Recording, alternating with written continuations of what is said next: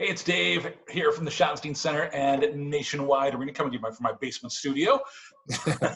I'm to check in with our very own Gary, the Arena Guy. Arena Guy, what's going on? Hey, I'm doing great. I'm here in my basement studio as well, and surrounded by my records and Phil Collins joining me today. If you can't tell from Gary's shirt or the Arena Guy's record collection behind him, we're going to be talking about the greatest drummers of all time today. Yeah. Good stuff there. But before we get to that, there was some concert news this in the past week where we did officially put out the word that Journey has canceled their summer tour, including their stop this summer at Nationwide Arena. I know that's one we were kind of keeping our fingers crossed that we'd see, but as time went along, that summertime concert schedule kind of shifted a little bit.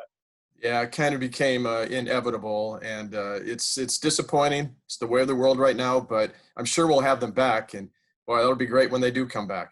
You know, when they come, there's always a lot of commentary. I'll put it that way. Accounts of Steve Perry this and Steve Perry that, and Yeah. I'm a big Steve Perry fan as that counts, right? I mean, like Right. I love Steve, but when you see Journey with Arnell, and you always tell me Arnell's been at the band longer than Steve was? Longer than Steve Perry, which Yeah. is hard to believe now. Yeah. But and no diminishing Steve, right? No. He's awesome, and he's done some great stuff. But Steve Arnell, it's a great band. It really is, and they've got all the energy that they've ever had. It's just really great, really incredible. And here's why Steve Perry is a classy guy. I'm a big Steve Perry fan too. He left the band on his own. He went solo, and then he kind of retired, and now he's kind of making a bit of a solo comeback. But here's why he is cool in my mind.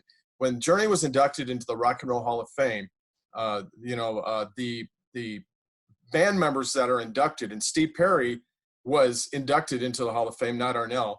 Steve did not perform live. He accepted the award and was very gracious and all that, but he said, you know what?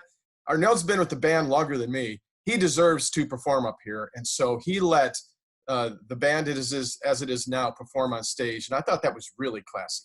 That is very classy.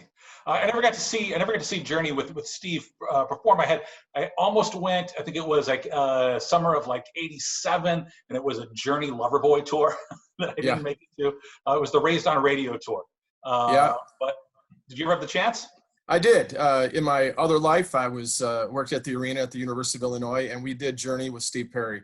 And I mean, it's great. They're great now. They were great then. Just a great band. And can't wait to see them again. Yeah.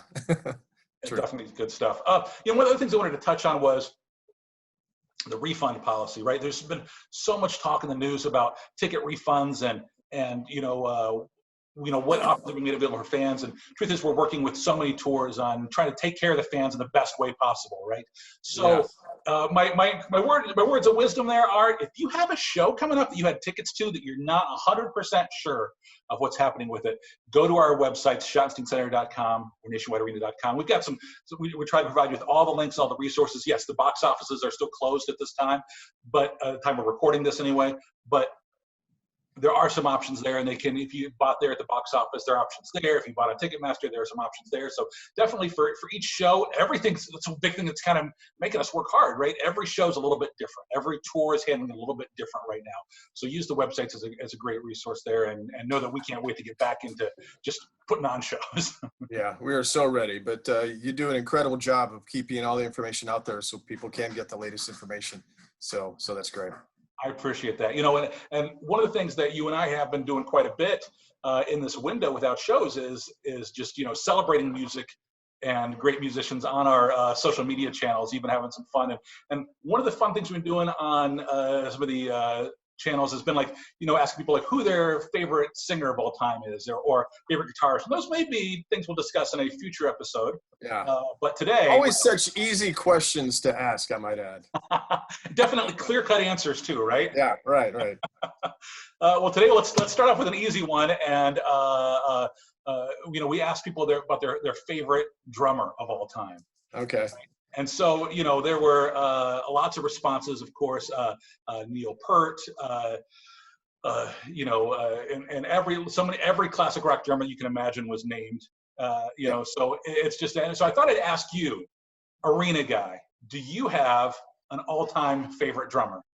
Well, I do. And, but, for me, it's really, really hard to answer these kind of questions. These questions are great to discuss. Oh, there's the arena dog. Hey, don't worry about getting in the shot there. Because it promotes conversation and debate, and that's so much fun. And I tend to like the showmen, the ones that really not only have the great talent, but put on a great show and have extra charisma and all that. Some of the greatest drummers ever are probably names that we don't know. Probably great session musicians. Yeah, right. Or in bands where a lot of the times you don't even know the name of anyone other than the lead singer, but they're really great. And there's a lot of notorious great drummers, everyone from Phil Collins to Karen Carpenter. But who is the best? I mean, that is a big question. So I chose kind of 5 of mine. Oh, you got 5. All right, I'd love to hear this. I didn't put together a list, but I have a few in mind. But hit me with your 5. I would love it. They're in no order, but first I thought I'd show you. I've got several drumsticks in my collection, in the Arena Guy collection. I still haven't uncovered them all. I moved like a year ago, and I'm still organizing. But I've got a drumstick here that is signed by Steve Holley. I don't know if you can see the signature right there. Yeah. There. Well, he was a drummer with Paul McCartney and Wings, and this is a game played drumstick. It's all worn here, and he played hard, and you can tell. So that's a cool drumstick. That's very cool. Another one of my favorites is, I mean, I could not be an Elton John fan if I was not a Nigel Olsson fan. So this is one of his drumsticks with his logo on there. So it's awesome. And I've got a couple others, but those are the 2 I could find today. I have a drumstick that my son bought at the Rock and Roll Hall of Fame in their gift shop. Yeah. That's Awesome. as cool as I got. Yeah, no, that's cool. So, okay. So I mentioned Nigel Olsson. I have to pick Nigel Olsson. He was part of the original trio with Elton John, Dee Murray and Elton. And when they started out, he was there in the early history, took a little break in the middle after the Central Park concert in 1980, more detail than you want to know. And then the fans demanded Nigel to come back, and Elton listened. So he already had a drummer, and Nigel joined. And so for a while, he had 2 drummers for a couple of years. And then eventually transitioned to Nigel being the only drummer, and now he is full-time with the band. So Nigel Olsson, never listed in like the top 10 drummers of all time, but he's got character, showmanship, and history. And I love the history part as well. So Nigel Olsson is on there. My big 3, in no particular order, I have to go with, and none of them are with us anymore, but John Bonham from Led Zeppelin, Rush, and Keith Moon. Now, Keith Moon often isn't listed as one of the great drummers either, but his showmanship was just crazy. I mean, he distracted from the other members, really. I mean, he just was great. John Bonham, Led Zeppelin, I mean, how can you go wrong? And Neil Pert with the whole progressive rock movement and everything with Rush, he was very solid. And then in picking a 5th one, I really had a hard time. And I went with Charlie Watts because he's kind of the mellow Rolling Stone. He's the one that never makes the tabloids. He's the one that never gets in the way of Keith and Mick. And he kind of does his own thing. But what a lot of people don't realize is that he has this really incredible jazz background. And so his jazz influences have really affected the drumming with the band. So he's a solid member, a great drummer, doesn't get all the attention, but he's really, really good. So those are 5 of mine. Of course, Phil Collins here, the drum solo in the Air Tonight. I mean, that's one of the greatest ever. Absolutely, right? Yeah. So yes, okay. So all right, let me add a couple comments to your folks there. You got there because Neil Pert with Rush, right? Yeah. It's one of those shows. You know, Rush played Columbus so many times over the years, and you know, is that thing of like, oh well, I'll probably get to see him next time. The last time was maybe you kind of had a feeling was the last time the band was going to tour, but boy, getting the chance to even just like stand up front and see his drum set and to watch him perform, that was just an amazing. Their last show at Nationwide, I can tell you what, that guy hadn't missed a lick. It was awesome.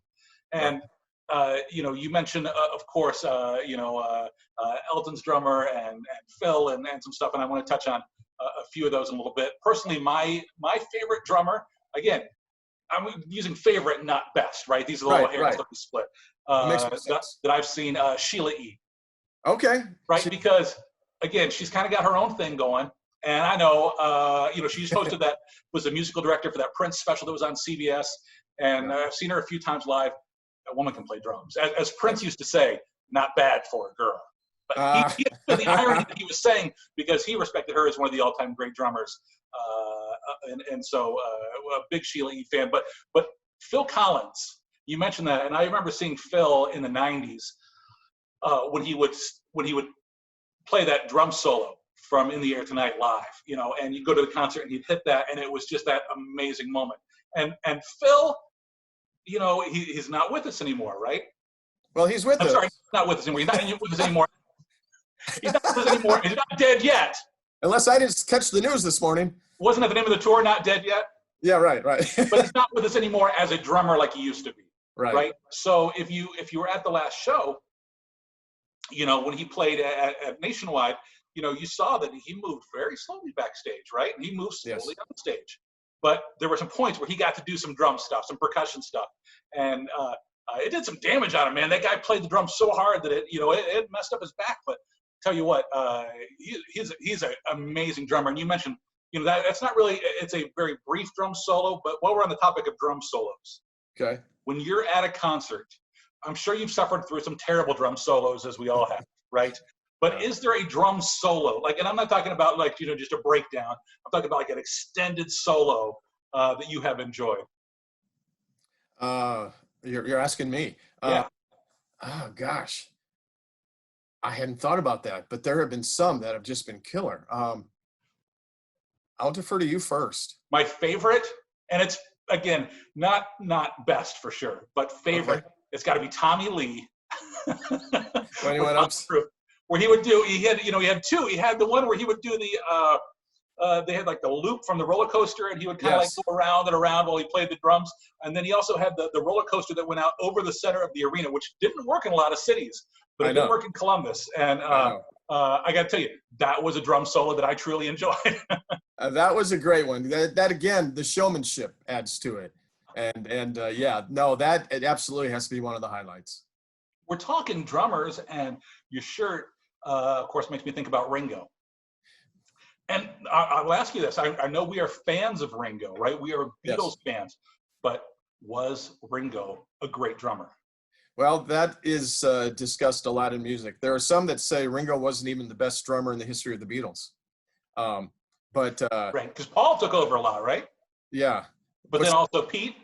Paul, but possibly Pete Best, was maybe a better drummer. I mean, people argue this. I truthfully do not know. But that's argued. But Ringo had the charisma. He had that Beatles backbeat that kept everything going. So his role was actually greater than a lot of music fans think. He didn't really have many hits. He didn't sing lead vocals on usually any more than one song an album. He just was solid. He kept the backbeat going, and he was a solid drummer. But I don't know. He doesn't usually make the lists. I think when he does make the list, it might be a little generous, I suppose. But I always enjoy him. And, in his concert tours right now, he plays drums about half the time. And then he has some other all-star drummers take over while he sings lead vocals and all that. So, but he's solid, though. First time I saw Ringo live was at the Schottenstein Center. And I think it was the year that the Schott opened, or very shortly after, when Ringo brought his all-star band that he does with all these great.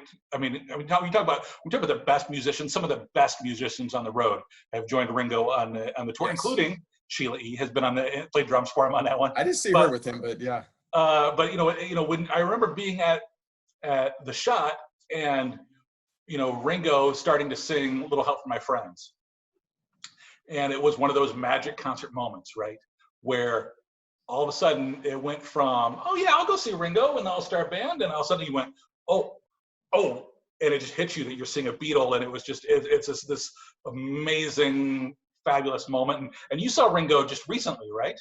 A couple years ago in Las Vegas. I actually caught his very last show on his Vegas run, and so it was kind of a magical night. And there were some first responders there that he honored.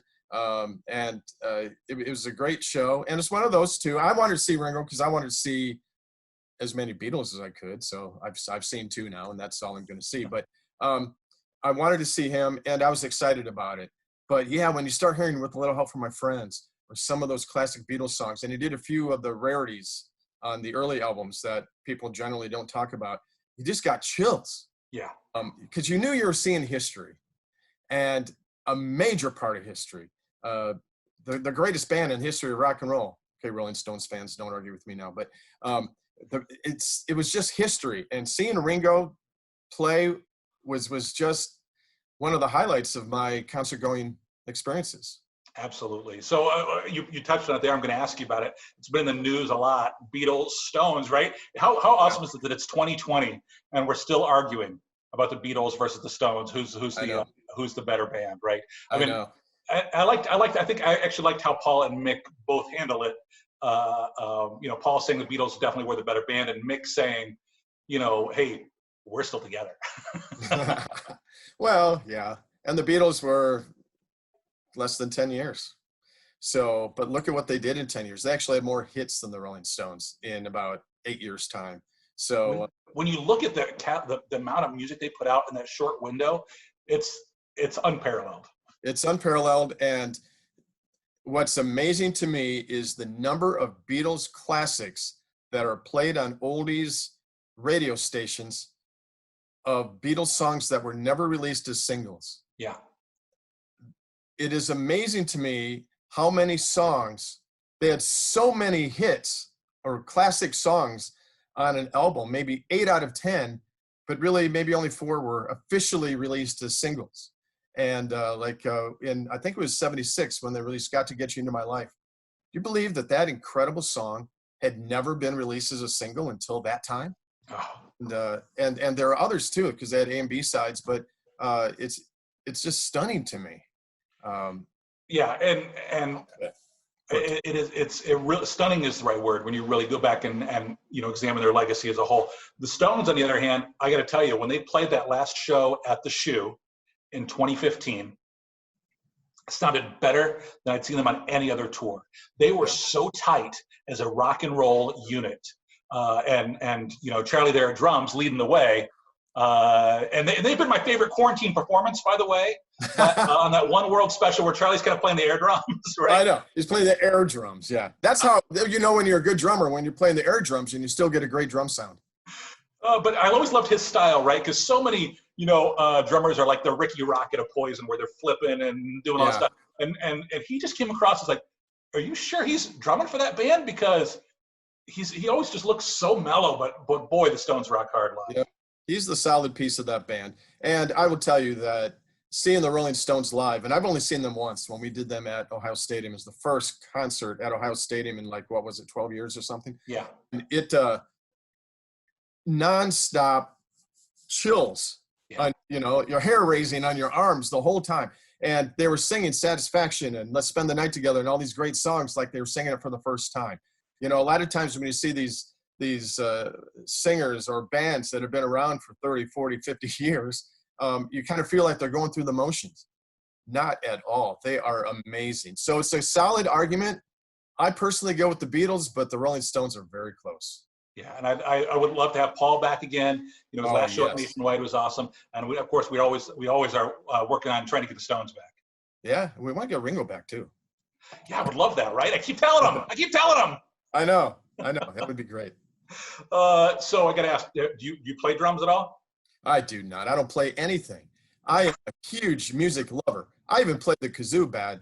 I love music so much. I'm such a music fan, and I feel like I could argue music with just about anybody, argue in a constructive way. And I feel like I'm just really into it, and I love concerts. You and I both do. We're both in a good business where kind of our personal hobby is also our profession. And so I'm good that way. But as far as playing, no way. I can't sing. I can't play an instrument. Like I said, I play the kazoo badly. I can't even tap my foot in rhythm. So, yeah, I need lots of help. I've got my Steve Holly and Nigel right here, and I still can't. But I love music. Oh. And, I think I can hold my own usually. Yeah. But the conversation part. I can do great air drums, and I can do on my dashboard of my car. I can do American Girl really well. And I can do the "In the Air Tonight" drum solo on the anytime. Yeah. Yeah. And I can do a great Elton John piano solo on my car dashboard. Air solo. Yeah, sure, understood. That's about it. So yeah, everyone knows how much I love music, and everyone thinks that I play music and all that, but I have no rhythm. Yeah, I'm right there with you. I'm right there with you. Hey, before I let you go, I always love talking to music with you, but we also like to always touch on something going on in the community. And this week, I think you're heading down to a nationwide arena. You're leaving the house for a little bit, but it's for a good reason. Yeah, this Friday, we're a part of a greater effort called Light Central Ohio Blue, and it's honoring our first responders, law enforcement agencies, our officers, and the arena district buildings will be lit blue, as well as other buildings around the city. And there will be a parade on Friday going through the arena district, and you can see images on the arena district television there. And they're making the rounds, and then they will be making stops at some of the hospitals during these challenging times to pay attention, or not to pay attention, but to give special attention and respect to the hospital workers and the people who work on the front line during all of this, who have really put their own health at risk in helping others. And so that'll be a big part of it. That will be Friday, May 8th. The parade will take place, and then the buildings will be lit for 10 days, the 5th through the 15th. So that's a very cool thing, a way to pay respect to our law enforcement officers, and then they will also honor the hospital workers that have really given so much of themselves during the past few months. Yeah, I've got friends in both those professions, right? And my friend who's a police officer,